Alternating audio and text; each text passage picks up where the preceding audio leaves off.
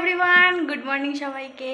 তো আজকে বাইরে যদি কাজ না থাকে না, ঘরে প্রচুর কাজ থাকে। তো ভাবলাম যে আজকের দিনটা যখন বাড়ি আছি তোমাদের সাথে শেয়ার করি। একদিন বাইরে যদি যাই, কলেজ যাই বা পড়তে যাই, তো সেটাও তোমাদের সাথে শেয়ার করব। তো আজকে বাড়ির কি করি, বাড়িতে বসে কি করি, কি কাজ না করি, সবটাই তোমাদের সাথে শেয়ার করার চেষ্টা করব। দেখি কতটা করা যায়। তো এখন আমি দেখছো চুলের অবস্থা খুলে রেখেছি, সকাল সকাল শ্যাম্পু করবো বলে। তার আগে আমি একটু তেল দেবো, 1 ঘন্টা একটু তেল দিয়ে ঘরের কাজগুলো সেরে দেন আমি শ্যাম্পু করব। ছুটি বলতে একেবারে ছুটি না, বিকালবেলা আমার পড়ানো আছে, তো সেটা তোমাদের আমার ছোটো ছোটো কুচকুগুলোর সাথেও তোমাদেরকে দেখাবো, শেয়ার করব। তার আগে আমি তেলটা মেখে নিই, চলো। তো চলো তেলটা মাখা যাক। এটা হচ্ছে আমার মায়ের রুম। তো তার আগে আমি তেলটা মাখবো, দেন শ্যাম্পু করব। কিন্তু 1 ঘন্টা আমি তেলটা রাখি প্রত্যেক দিনই, কারণ আমি রোজ দিন শ্যাম্পু করতে পারি না, মানে তেল দিতে পারি না, কারণ পড়া থাকে। এবার তেল মাথায় যদি আমি পড়তে যাই কেমন একটা দেখতে লাগবে, তাই জন্য আমি শ্যাম্পু করার 1 ঘন্টা বা 2 ঘন্টা আগে আমি তেল মেখে রাখি। তো যাই হোক, তেল মেখে রাখি কারণ চুলটা অনেক রাফ হয়ে গেছে। আমি অনেক দিন তেল মাখি না, অনেক দিন হয়ে গেছে। তাই ভাবলাম আজকে একটু তেল মাখি, কারণ আমার খুব ব্যস্ততার মাঝখানে আর আমাকে তেল মেখে দেওয়ার মতন কেউ নেই। কারণ আমার মাও বিজি, বাবাও বিজি। বাবা তো বাড়ি থাকেই না, মাও একটু কাজ নিয়ে, নিজের কাজ নিয়ে ব্যস্ত থাকে। তো সবটা আমাকেই করতে হয়, আমার কাজগুলো পড়া থেকে শুরু করে বিভিন্ন পড়াশোনার কাজ, এভরিথিং সব আমাকে এক করতে হয়। তো যাই হোক, চুলে আমি জটটা ছাড়িয়ে নিয়েছি, এবার আমি তেল মাখবো।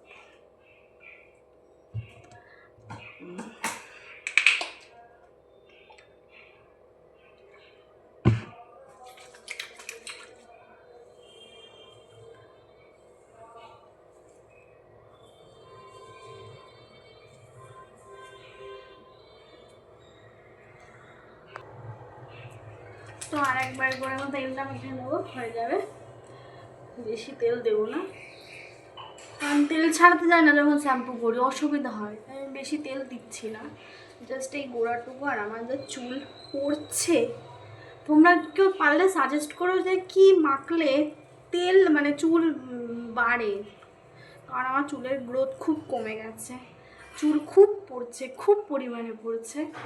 তো তোমরা যদি আমাকে কেউ কমেন্টে জানাতে পারো, কোনো সাজেস্ট করতে পারো, কমেন্টে জানিও। তো আমি চেষ্টা করবো জিনিসটা ইউজ করার। ওকে, তো আমার তেল মাখা কমপ্লিট। এবার চলো পরের কাজগুলো করা যাক। এবার আমি ঝাড় দেবো, ঘর গুছাবো অনেক। এবার একটা কাজ কথা কি হয়, নিচ থেকে যখন উপরে আসি না, মানে নিচতলা থেকে উপরতলায় যখন আসি, তখন কাজের পরিমাণ মারাত্মক বেড়ে যায়। শেষই হয় না বাড়ি থাকলে কাজ। এবার আমি পুরো ঘরটা আমি গোছাই না, ঠিক করি না, কিন্তু আমার নিজের ঘরটা তো আমাকে ঠিক করতেই হয়, তাই না? তো এখন সেটাই আমার এখন করতে হবে, নাহলে মা খুব বকা দেবে। হ্যাঁ, আমি এখনও বকা খাই, কলেজে উঠেও বকা খাই। তা আমার এখন মনে হয় যে মা বাবার বকা খাওয়া ভালো, কারণ যেসব বাচ্চারা মা বাবার বকা খায় না, তারা সত্যি বিগড়ে যায়। কিছু কিছু ব্যতিক্রম আছে, আর আমি জানি না, কিন্তু আমার মনে হয় যে বাচ্চারা যদি বকা, একটু হলেও বকা যদি খায় না, সেসব বাচ্চারা বিগড়ায় না, অনেক ভালো হয় বলতে। আর এটা আমি আমার ফিলিংসের থেকে বলছি, আর কি বক্তব্য আমি জানি না, এখানে অনেক হয়তো তর্ক আসতে পারে, আমি তর্কের মধ্যে ঠেলছি না। কিন্তু আমি জাস্ট বলবো যে বাচ্চাদেরকে মা বাবারা বকে ভালোর জন্যই বকে, বকাটা খেয়ে নেওয়া ভালো। আমিও ছোটোবেলায় খুব রাগ করতাম যে মা কেন বকছে, সবসময় বকে। না, এখন রিয়েলাইজ করি যে বকে বলেই এখন মানুষ হয়েছি, যদি না বকতো তাহলে হয়তো মানুষ হতাম না। তো যাই হোক, ফিল হ্যাপি যদি যাদের মা বাবারা বকে না, তারাও তো স্যাড হয় না। সবাই দেখো লাইফে যেটা পায় সেটা নিয়ে খুশি হয় না, অন্যদেরটা দেখে খুশি হয়। কিন্তু আমি আমার লাইফ নিয়ে খুব খুশি, কারণ আমি আমার লাইফে সব কিছু পেয়েছি। এখন খাওয়ার মতন খাবার, থাকার মতন জায়গা, আর জামা কাপড় পরার মতন পোশাক পেয়েছি, এর থেকে মানুষ আর বেশি কী চায়, তাই না? তো আমি হ্যাপি, আমি আমার লাইফ নিয়ে খুব হ্যাপি, খুব ভালো আছি। অ্যান্ড আশা করছি তোমরাও ভালো আছো, ভালো থাকা উচিত। লাইফে যেটুকু ভগবান দিয়েছে সেটুকু নিয়ে অবশ্যই ভালো থাকা উচিত। মানে ভগবানের কাছে অভিযোগ জানানো উচিত নয় যে তুমি আমাকে এটা কেন দাওনি, আমাকে ওটা কেন দাওনি। যেটা দিয়েছে সেটা আমি হ্যাপি থাকা অবশ্যই ভালো। অনেকে তো আছে যে এইটুকুও পাচ্ছে না, তাই না? তো যেটুকু পাচ্ছে সেটুকু নিয়ে থাকা অনেক ভালো। তো কথা বাড়াবো না, আমি আগে কাজটা সেরে নিই, তারপর আসছে। আমার সব কাজ কমপ্লিট হয়ে গেছে, এবার আমি স্নান করতে যাবো। তো একটা ম্যাজিক দেখাই, এসে গেছি। ঘরের সমস্ত কাজ কমপ্লিট, খাওয়া দাওয়া কমপ্লিট, স্নান কমপ্লিট, সব কিছু কমপ্লিট। এবার একটু ঘুমাবো, দেন বিকাল পড়াতে যাবো, তারপর তখন তোমাদের সাথে আবার দেখা হচ্ছে। গরুরগুলো গোয়ালে বাঁধা, ঘয়ে ঘোড়া ছুটছে পথে সোজা, উময়ে আঙুর ফল থোকা থোকা, চয়ে চিলটা কেমন বসে একা, তারপর ছয়ে ছাতা দেখো নানা রঙে। গুড ইভিনিং সবাইকে। নিশ্চয়ই আগে দেখলেই যে আমি একজনকে পড়ানো, একটা কুচকুচকে পড়ানো, কি কিউট না? তো আমার আরেকজনকে পড়ানো আছে, কারণ ওকে পড়ানোর পরপরই আরেকজনের আমার পড়ানো থাকে, তো সেখানে আমি পড়াতে যাবো। এখন রেডি হয়ে ওদের বাড়ি গিয়ে ওকে দেখাচ্ছি যে ও কি, ও অনেক বড়, ওর থেকে অনেক বড় লাগে, কিন্তু পরে ক্লাস 1-এ। তোমাদের সাথে দেখাবো তোমাদেরকে। তো চল ওদের বাড়িতে গিয়ে দেখা হচ্ছে। পাশে পাই কোপাই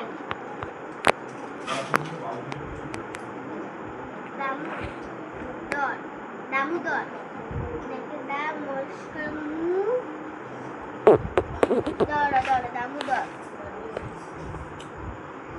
কাল যা। তো আমি পড়ানোর থেকে বাড়ি চলে এসেছি। বাইরে এত বৃষ্টি পড়ছে, আমি পুরো ভিজে গেছি। আমি ছাতা নিয়ে যেতে ভুলে গেছি না, আমি স্টুডেন্টের মায়ের কাছ থেকে ছাতা নিয়ে দেন আমি বাড়ি আসলাম, তাও ছাতা মানায়নি, এত বৃষ্টি পড়ছে বাইরে। তোমরা নিশ্চয়ই শুনতে পাচ্ছ আওয়াজটা, এতটাই জোরে বৃষ্টি পড়ছে। তো সারাদিনের আমি কী করছি না করছি সবটাই তোমরা দেখতে পেলে, বা যতটা দেখতে পাওনি আমি তোমাদেরকে বলেছি যে আমি এই করেছি। তো আমার নর্মালি বাড়ি থাকলে এই ছোটোখাটো কাজকর্ম থাকে, যেগুলো আমাকে করতে হবে না, এরকম বাধ্যবাধকতা নেই। কিন্তু তাও মনে করি যে দেখো, যদি আমি বাইরে থাকি তাহলে আমাকে তো সেই কাজ করতেই হতো। তাহলে আমি যদি ঘরে থাকি তাহলে আমার কাজটা করা উচিত, তাহলে অভ্যাসটা না হলে নষ্ট হয়ে যাবে। দেন তাই জন্য আমি ভাবি যে কিছু কিছু কাজ আমার নিজেরই করা উচিত। আমার নিজের কাজগুলো যেমন আমার কাজ, বা ঘরের কাজগুলো যেমন আমার কাজের মধ্যে পড়ে। তো যাই হোক, আজকের ব্লগটা এই অবধি। তোমাদের কাদের কাদের আমার ব্লগ ভালো লাগে আমাকে কমেন্টে জানিও, আর তার থেকে বড়ো কথা, তোমাদের কাদের বৃষ্টি ভালো লাগে আমাকে প্লিজ কমেন্টে জানিও। আমারও খুব ভালো লাগে, কিন্তু এত বৃষ্টি আমার ভালো লাগে না।